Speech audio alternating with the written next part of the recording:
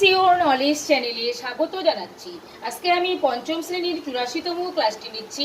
আজকের ক্লাসে আমি শেখাবো ত্রিভুজ আকার শর্ত কি এবং এই ত্রিভুজ আকার শর্ত থেকে যে ধরনের প্রশ্ন শিশুদেরকে পরীক্ষায় করা হয়। তো আমরা প্রথমে দেখে নেব যে নিচে তিনটি ত্রিভুজের আকার রয়েছে। এখানে কিন্তু তিনটি বাহু আছে, কিন্তু ত্রিভুজটা তৈরি হয়নি। এখানেও ত্রিভুজটা তৈরি হয়নি, এখানে কিন্তু একটা ত্রিভুজ তৈরি হয়েছে।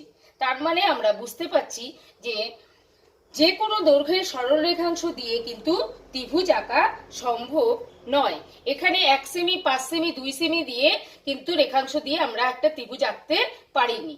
এখানেও আমরা 3 সেমি, 2 সেমি, 5 সেমি রেখাংশ দিয়ে আমরা একটি ত্রিভুজ আঁকতে পারিনি। এখানে 2 সেমি, 1 সেমি, 2 সেমি রেখাংশ দিয়ে আমরা ত্রিভুজ আঁকতে পেরেছি।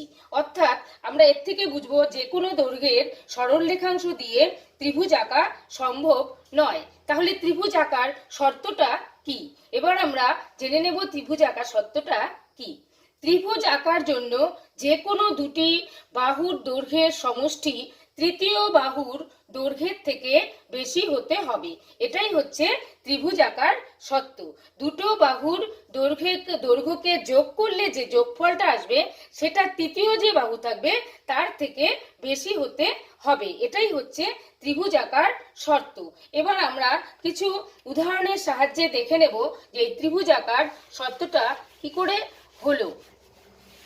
কোন কোন রেখাংশ দ্বারা ত্রিভুজ আঁকা সম্ভব নয় এবং কোন কোন রেখাংশ দ্বারা ত্রিভুজ আঁকা সম্ভব, আমরা কিছু উদাহরণের সাহায্যে এবার শিশুদেরকে শেখাবো। তাহলে প্রথমে আমি 2 সেমি, 3 সেমি এবং 5 সেমি, অর্থাৎ আমি সেমিগুলো লিখে দিচ্ছি।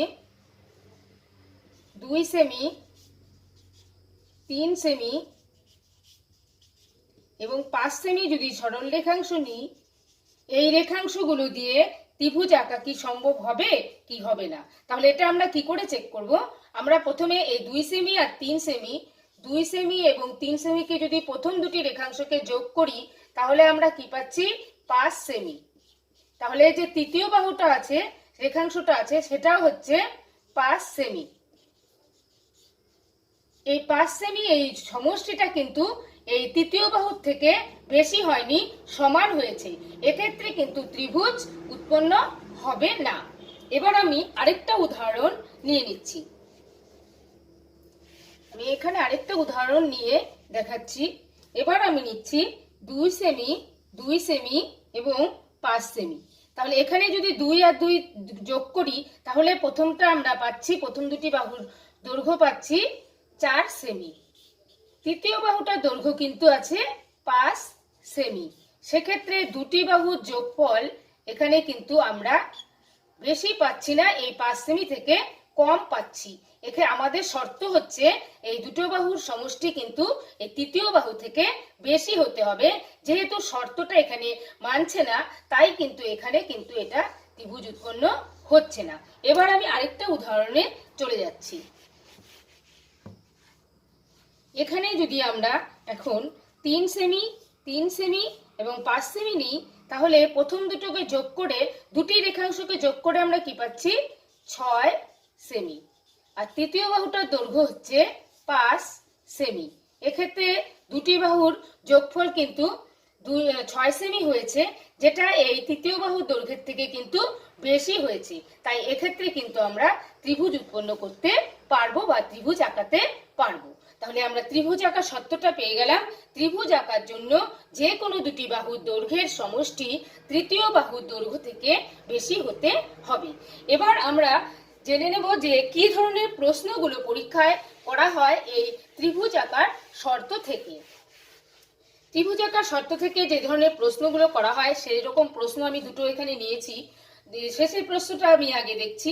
5 সেমি, 2 সেমি ও 8 সেমি দৈর্ঘ্যের সরল রেখাংশ দিয়ে ত্রিভুজ তৈরি কি সম্ভব? যুক্তি দিয়ে লেখো। তাহলে এক্ষেত্রে এটাও শিশুদের শেখার আছে যে তারা সেই যুক্তিটা কি করে দেবে। তারা হয়তো অঙ্কটা করে বুঝতে পারবে যে ত্রিভুজ আঁকা সম্ভব হচ্ছে কি হচ্ছে না, কিন্তু যুক্তিটা কি করে দেবে সেটাও কিন্তু তাদেরকে শেখাতে হবে। তাহলে এখানে আছে 2 সেমি, 5 সেমি আর একটা হচ্ছে 2 সেমি। তাহলে আমরা পেলাম 7 সেমি। আর একটা তৃতীয় বাহুটা হচ্ছে 8 সেমি। তাহলে এই 8 সেমি কিন্তু এই তৃতীয় বাহুটা কিন্তু এই দুটো যোগফলের থেকে কিন্তু বেশি হয়ে গেছে, যেটা আমাদের শর্ত অনুসারে এই সমষ্টিটাকে বেশি হতে হবে। তাই আমাদের এখানে কিন্তু শর্তটা মানছে না, সেক্ষেত্রে কিন্তু আমাদের ত্রিভুজ উৎপন্ন হচ্ছে না। এবার আমরা প্রথম উত্তর আমরা পেয়ে গেলাম যে 5 সেমি 2 সেমি 8 সেমির এই সরল রেখাংশ দিয়ে ত্রিভুজ তৈরি করা সম্ভব নয়। এবার যুক্তিটা আমরা কি করে দেব? যুক্তিটা আমরা এভাবেই দেখাবো। 5 এটা আমি বোঝানোর জন্য করেছি, আমরা যখন এই প্রশ্নের সমাধানটা করাবো তখন আমরা কি করে শিশুদের লেখাবো সেটাই আমি দেখাচ্ছি। আমি এভাবে আমরা করব 5 যোগ 2 সমান সমান 7। এটি 8 সেমি থেকে কম। সুতরাং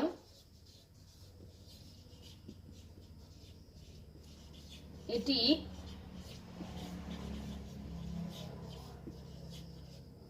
ত্রিভুজ তৈরির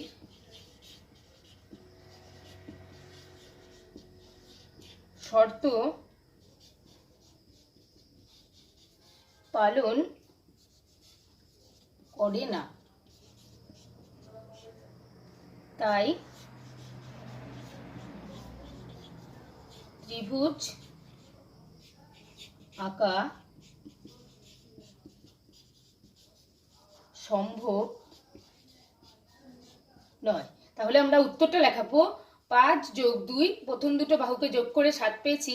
7 এটি 8 সেমি থেকে কম, সুতরাং এটি ত্রিভুজ তৈরির শর্ত পালন করে না, তাই ত্রিভুজ আঁকা সম্ভব নয়। এই 1 নম্বরে একদম সেম এরকমই আরেকটি প্রশ্ন আছে। 3 সেমি 6 সেমি ও 9 সেমি দৈর্ঘ্যের সরল রেখাংশ দিয়ে ত্রিভুজ কি তৈরি করা সম্ভব? যুক্তি দিয়ে লেখো। এক্ষেত্রে যদি আমরা দেখি 3 সেমি আবার 6 সেমিকে যোগ করে আমরা পাচ্ছি 9 সেমি, আর এখানেও আমাদের তৃতীয় বাহুর দৈর্ঘ্য হচ্ছে 9 সেমি। সমান হয়েছে, সমষ্টিটা দুটো সমান হয়েছে, কিন্তু আমাদের শর্ত হচ্ছে সমান হবে না, বেশি হতে হবে সমষ্টিটা। তাই এখানেও কিন্তু আমরা লিখব 3 যোগ 6 সমান সমান 9। এটি 9 সেমি থেকে 9 সেমির সঙ্গে সমান হয়েছে, সুতরাং এটি ত্রিভুজ তৈরির শর্ত পালন করে না, তাই ত্রিভুজ আঁকা সম্ভব নয়। তাই আমরা ত্রিভুজ আঁকার শর্ত শিশুদের শেখাবো এবং সেখান থেকে কি ধরনের প্রশ্ন পরীক্ষা করা হয় সেগুলোর সমাধান আমরা শিশুদেরকে শেখাবো। আজকের এই ক্লাসটি ভালো লাগলে লাইক করবেন, কমেন্ট করবেন, শেয়ার করবেন এবং আমার পরবর্তী ক্লাসটি পেতে আমার চ্যানেলটিকে সাবস্ক্রাইব করে আমার সঙ্গে থাকবেন।